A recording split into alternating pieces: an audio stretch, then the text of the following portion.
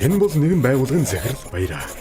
Түүний эрхэлдэг байгууллагын үйл ажиллагаанд хэрэглэгчдийн бүртгэл, санхүүгийн мэдээлэл, үйл ажиллагааны мэдээлэл, ажилчдын мэдээлэл зэрэг нь чухал ач холбогдолтой.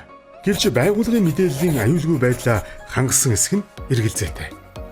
Танай байгууллагад кибер аюулгүй байдлын бодлого, дүрм журам бий юу? Тусгай ур чадвар бүхий мэрэгжлийн боловсон хүчнийг игнэндээ элсүүлсэн үү?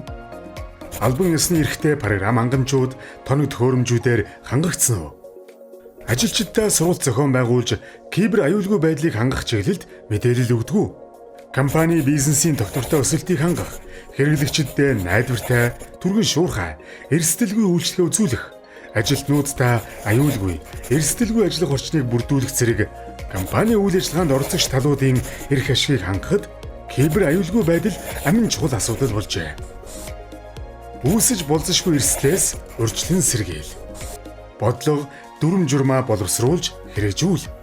Бэлтгэгдсэн боловсон хүч найр ханга. Кибер аюулгүй байдлын чиглэлд хөрөнгө оруулалтыг нэмэгдүүл. Кибер аюулгүй байдал нь нэг удаагийн асуудлыг шийдээд өнгөрөх арга хэмжээ огтхонч биш бөгөөд үргэлжлүүлэн хөгжүүлэх үйл явц юм.